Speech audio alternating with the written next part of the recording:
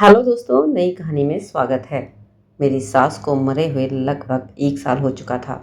अब मेरे ससुर जी बिल्कुल अकेले रह गए थे। वह बहुत ज़्यादा उदास रहने लगे। उनका अब किसी भी काम में दिल नहीं लगता था। थोड़े दिनों बाद मैंने महसूस किया कि वह मुझे बड़ी ही अजीब नज़र से निहार रहे थे। मैं उनकी इस हरकत से परेशान आ चुकी थी। इसलिए मैंने फैसला किया कि अगर मैं खुद ही ससुर जी को खुश कर दूं, तो घर की बात घर में ही रह जाएगी और किसी को पता भी नहीं चलेगा। इसलिए मैंने एक दिन ससुर जी के साथ तो हेलो दोस्तों, कैसे हैं आप सब। आज की कहानी में आपका स्वागत है। कहानी बहुत ही ज़्यादा इमोशनल है। कहानी को पूरा सुनिएगा और लाइक भी कीजिएगा और चैनल को सब्सक्राइब भी कीजिएगा। तो चलिए फिर आज की कहानी को शुरू कर लेते हैं। मेरा नाम शेफाली है और मेरी उम्र 24 साल है। मैं एक शादीशुदा औरत हूँ। मेरे पति का नाम विजय है और वह एक प्राइवेट कंपनी में जॉब करते हैं। हमारी शादी को अभी सिर्फ 4 साल हुए हैं, लेकिन अभी तक हमारी कोई भी औलाद नहीं है। हमारे परिवार में मैं, मेरी सास ससुर और मेरे पति हैं। हम सब अपनी ज़िंदगी में बहुत खुश थे और सब एक दूसरे से बहुत हंसी मजाक करते और बिल्कुल मिलजुल कर रहते थे। तभी अचानक से हमारी खुशियों को नज़र लग गई। अचानक ही मेरी सासू माँ का एक कार एक्सीडेंट में मौत हो गई, जिसकी वजह से पूरे घर में मायूसी छा गई। उनकी मौत के बाद हम सभी टूट चुके थे। ससुर जी के ऊपर तो जैसे दुखों का पहाड़ टूट पड़ा हो। उनकी मौत के बाद मेरे ससुर जी बहुत ज़्यादा दुखी रहने लगे। वह अकेलेपन का शिकार हो रहे थे। अब मैं जब भी अपने ससुर जी को इस हालत में देखती, तो वह हमेशा अकेले बैठे रहते और सासू माँ को याद करते रहते। मैं और मेरे पति ससुर जी की इस हालत को देखकर बहुत ज़्यादा परेशान थे।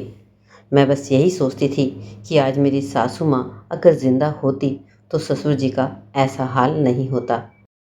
मैंने और विजय ने उन्हें बहुत समझाया भी, बहुत, कि आप उन्हें भूल जाइए, वो अब वापस नहीं आ सकती। आप घर के बड़े हैं, अगर आप ही टूट जाएंगे तो हमारा क्या होगा। लेकिन हमारे समझाने का भी उन पर कोई असर नहीं हुआ। उन्होंने धीरे धीरे अपने आप को एक दायरे में बांध लिया था। हमेशा अकेले रहते।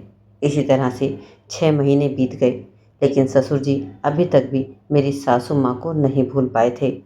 फिर कुछ समय के लिए हमने ससुर जी को मेरी ननंद, जो कि दिल्ली में रहती हैं, उनके घर रहने के लिए भेज दिया। क्योंकि हमने डॉक्टर को दिखाया था, तो डॉक्टर ने उन्होंने यही कहा था कि अपने ससुर जी को रहने की कुछ दिन के लिए जगह बदल दीजिए, ताकि उनकी यादों को भूलने में आसानी हो। फिर हमने बाबूजी को अपनी ननंद के यहाँ पर भेज दिया। इसी तरह से 3 महीने तक वह दिल्ली में ही रहे, लेकिन फिर से वापस आ गए। तब भी उनमें कोई भी बदलाव नहीं दिख रहा था। और वैसे तो उनमें कोई बदलाव ज़्यादा नहीं था, पर हाँ, उनके व्यवहार में थोड़ी सी एक अजीब बात ज़रूर आ गई थी। मैंने नोटिस किया कि अब मेरे ससुर जी मुझे कुछ अजीब ही निगाहों से देख रहे थे। फिर कभी मुझे छूने की भी कोशिश करने लगते थे। मुझे इनकी हरकत बड़ी ही अजीब लग रही थी और मुझे बिल्कुल पसंद नहीं आ रही थी और बहुत ही अजीब लग रही थी, क्योंकि इससे पहले उन्होंने कभी भी इस तरह से मेरे साथ ऐसा व्यवहार नहीं किया था। अब मेरा दिल कर रहा था कि मैं अपने पति को यह सारी बातें बता दूं, लेकिन फिर सोचा, पता नहीं मेरे पति मेरी इस बात पर यकीन करेंगे भी या नहीं। अगर यकीन नहीं किया तो फिर क्या होगा। मैंने सोचा, हो सकता है कि शायद यह मेरा वहम हो। लेकिन एक दिन तो फिर हद ही पार हो गई। एक दिन में ससुर जी ने कुछ ऐसा काम किया कि जिसे देखकर मेरे पैरों तले ज़मीन ही निकल गई। मुझे तो विश्वास ही नहीं हुआ कि वह ऐसा भी कुछ कर सकते हैं। मैं जब बाथरूम में जा रही थी, तो वहाँ वह पहले से ही मौजूद थे। मैं थोड़ी सी घबराई और थोड़ी देर के लिए वहीं बाथरूम के बाहर खड़ी हो गई। मुझे लगा वह थोड़ी देर में बाहर आ जाएंगे, इसलिए मैं वहाँ पर खड़े हो जाती हूँ। पर यह क्या, अंदर से तो कुछ अजीब अजीब आवाज़ें आ रही थी। मैं सोच रही थी कि ससुर जी को इतना टाइम बाथरूम के अंदर आखिर क्यों लग रहा है। मैंने उन्हें कई बार आवाज़ें भी लगाई, पर उन्होंने मेरी आवाज़ नहीं सुनी, ना ही कोई जवाब दिया। मुझे लगा पता नहीं क्या कर रहे हैं, इसलिए मैं अपने कमरे में वापस आ गई। सोचा बाद में नहा लूँगी। पहले तो मेरे मन में ख़्याल आया कि यह सारा मामला मैं अपने पति को ही बता देती हूँ, लेकिन फिर से मेरे दिमाग में वही सवाल आया कि अगर यह बात उन्होंने विश्वास नहीं की तो फिर मैं क्या करूँगी। यही सोचकर मैं रात भर जागती रही। मुझे नींद ही नहीं आ रही थी।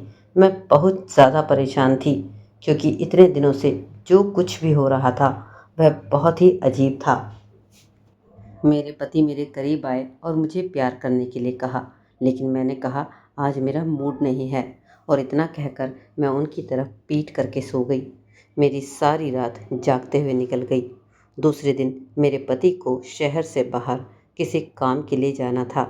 वह एक हफ्ते के लिए जाने वाले थे। एक मीटिंग थी। मैंने उनका बैग लगाया और उनका टिफ़िन भी पैक कर दिया। थोड़ी देर बाद मेरे पति अपने काम के लिए निकल चुके थे। अब घर पर मैं और मेरे ससुर जी ही रह गए थे।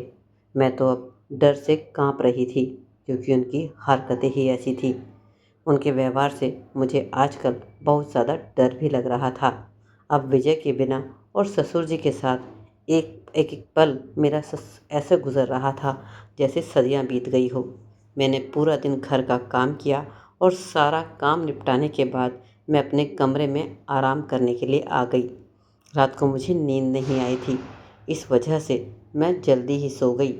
नींद के मारे मेरी आंखें भारी हो रही थी, इसलिए मैंने अपनी आंख बंद कर ली और दिन के लगभग 5 बज रहे थे और मुझे पता ही नहीं चला कब मेरी आंखें बंद हो गई और मैं गहरी नींद में चली गई।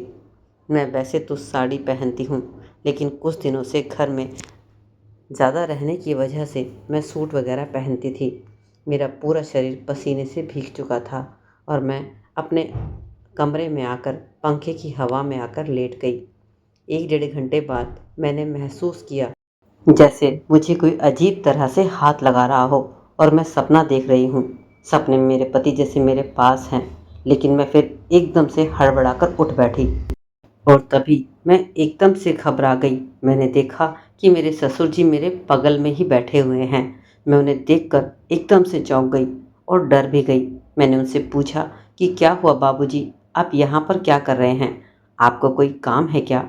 मेरे ससुर जी बोले, बहू, मेरा चाय पीने को बहुत ज़्यादा मन कर रहा है। मैंने तुम्हें बहुत बार आवाज़ भी लगाई, पर तुमने कोई जवाब ही नहीं दिया, इसलिए मैं खुद ही तुम्हारे कमरे में आ गया। यहीं मैंने देखा कि तुम आराम से सोई हुई हो, तो मैंने सोचा कि कोई बात नहीं, बहू सोई है, क्यों उठाना, मैं खुद ही चाय बना लेता हूँ। और इतने में तुम जाग भी गई। इन शब्दों से ससुर जी ने अपनी सफाई देने की कोशिश की थी, पर मुझे उनकी बातों पर विश्वास नहीं हो रहा था। मैं झट से उठ बैठी और बेड से नीचे उतर गई। मेरा दिल ज़ोर ज़ोर से धड़क रहा था और घबराहट भी हो रही थी। मैंने अपना दुपट्टा लिया और अपने सर पर ओढ़ लिया और कहा, बाबूजी, आप अपने कमरे में जाइए, मैं आपके लिए चाय बनाकर लेकर आती हूँ। मेरा इतना कहते ही उनको मानो दिल सा टूट गया हो और वो मायूस हो गए। फिर वे अपने कमरे में चले गए। करीब 10 से 15 मिनट बाद मैं उनके कमरे में चाय बनाकर लेकर गई। मैं उनके कमरे में गई तो मैंने जाकर देखा ससुर जी अपने कमरे में बैठकर रो रहे थे। मैंने उनसे पूछा, बाबूजी, आप रो क्यों रहे हो? कोई परेशानी है क्या आपको? मुझे बताइए, अगर आपकी तबीयत खराब है तो मैं आपको डॉक्टर को दिखा कर लेकर आती हूँ, या फिर डॉक्टर को ही मैं घर पर बुला देती हूँ। ससुर जी कहने लगे, नहीं बहू, ऐसा कुछ भी नहीं है, मेरी तबीयत बिल्कुल ठीक है। बस आज मुझे तेरी सासू माँ की बहुत ज़्यादा याद आ रही है। मैं तेरी सासू माँ को भुला ही नहीं पा रहा हूँ। मुझे अब उसकी बहुत कमी खलती है। जब से वह चली गई है, तब से मुझे समझ ही नहीं आता कि मैं किसके साथ अपने मन की बात कहूँ। मैं भी एक इंसान हूँ और मेरी भी कुछ ख्वाहिशें हैं। मेरा मन करता है कि मैं अपने दिल की बात किसी से कहूँ। अब मैं बच्ची तो नहीं थी जो मैं उनके इशारे को समझ नहीं पाती कि वह किस बारे में बात कर रहे थे। फिर भी मैं उनके पास बैठी और मैंने कहा, बाबूजी, आप चिंता मत करिए, सब ठीक हो जाएगा। धीरे धीरे आप सासू माँ को भूल जाएंगे, और अगर आपको कोई बात करनी भी है तो आप मुझसे कर सकते हैं, आपका दिल लग जाएगा। मेरा इतना कहना ही था कि उन्होंने मुझे गले से लगा लिया और रोना शुरू कर दिया। मुझे तो बड़ा ही अजीब लगा था। आज से पहले तो उन्होंने इस तरह से कभी हरकत नहीं की थी।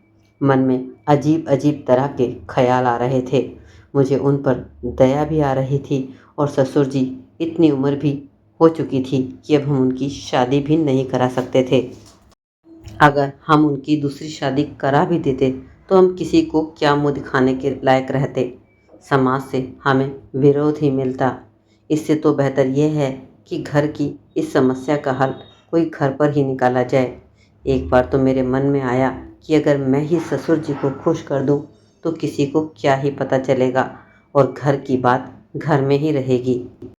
मैंने उनकी ख्वाहिश को शायद मन ही मन स्वीकार भी कर लिया था। फिर मैंने उन्हें नहाने को कहा और उनके कपड़े वगैरह निकाल कर उन्हें दे दिए। थोड़ी ही देर बाद मेरे ससुर जी नहाकर वापस आ गए। उन्होंने बनियान और एक धोती पहनी हुई थी। वह मुझे देखकर थोड़ा सा मुस्कुराए और मैं भी उनकी तरफ देखकर थोड़ा सा मुस्कुरा पड़ी। अगले दिन जब मैं सुबह उनको चाय देने उनके कमरे में गई तो मैंने देखा कि वह एक तौलिया लपेट कर ही सो रहे थे। मैंने हल्के से दरवाजे को धक्का दिया तो दरवाज़ा पहले से ही खुला हुआ था और अंदर ससुर जी बनियान पहनकर सो रहे थे। उनकी इस हरकत पर पहले तो मुझे बहुत गुस्सा आया।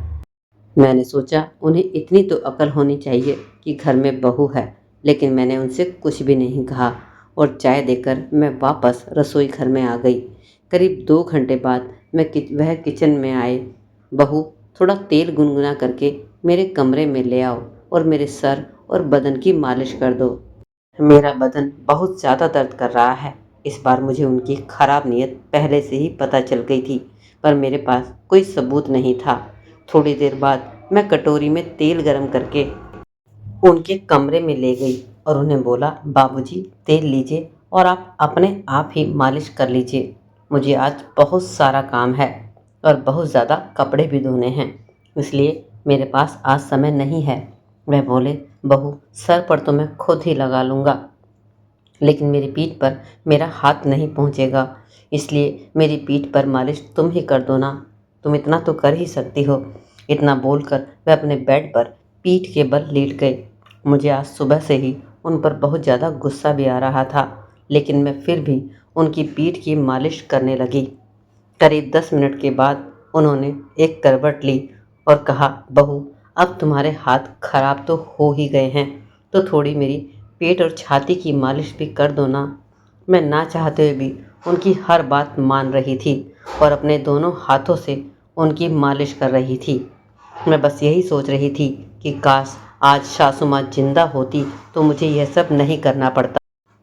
मेरा तो विजय के बिना एक दिन में ही इतना बुरा हाल हो गया था, तो ससुर जी सासू माँ के बिना कैसे रहते होंगे। मैं इसी सोच में बस डूबी हुई थी और सब कुछ वहीं छोड़कर अंदर भाग आई। थोड़ी देर बाद ससुर जी मेरे कमरे में मेरे पीछे पीछे आ गए और बोले, क्या हुआ बहू, तुम आधा काम छोड़कर और सब कुछ छोड़कर यहाँ से चली क्यों आई? क्या तुम्हें विजय की याद आ रही है? क्या तुम्हारा उसके बिना दिल नहीं लग रहा? तुम मुझे बताओ कि तुम्हें परेशानी क्या है। तुम मुझे जिस चीज़ की कमी होगी वह मैं तुम्हें तुरंत ही पूरी कर दूंगा। मैं तुम्हें अपनी बेटी की तरह मानता हूँ और मैं तुमसे बेटियों की तरह ही प्यार करता हूँ। मैं ऐसा कभी नहीं चाहूँगा कि तुम भी किसी तरीके से दुखी रहो। आखिर तुम भी मेरी लाडली बेटी हो। मैं उनके पैरों में आकर गिर गई। मैंने कहा, ससुर जी मैंने आपको बहुत ज़्यादा गलत समझा। मेरे मन में आपके लिए गलत विचार आ गए थे। आप मुझे माफ़ कर दीजिए। मैं इतने दिनों से बस यही सोच रही थी कि आप मुझ पर बुरी नज़र रख रहे हैं और इसलिए मैं आपसे दूरी बनाकर रख रही थी। पर अब मैं समझ पा रही हूँ कि जब विजय को गए सिर्फ 2 ही दिन बीते हैं और मेरा दिल उनके बिना नहीं लग रहा, तो सासू माँ को गए तो इतना टाइम हो चुका है। जब मैं उनके बिना परेशान हूँ तो आप भी सासू माँ के बिना बहुत परेशान होंगे। अगर मैंने आपका दिल दुखाया हो तो आप मुझे प्लीज़ माफ़ कर दीजिए। अब से मैं आपकी हर तरह से देखभाल करूँगी और आपको आपकी बेटी बनकर आपकी सेवा करूँगी। तो दोस्तों कैसी लगी कहानी कमेंट सेक्शन में बताइए।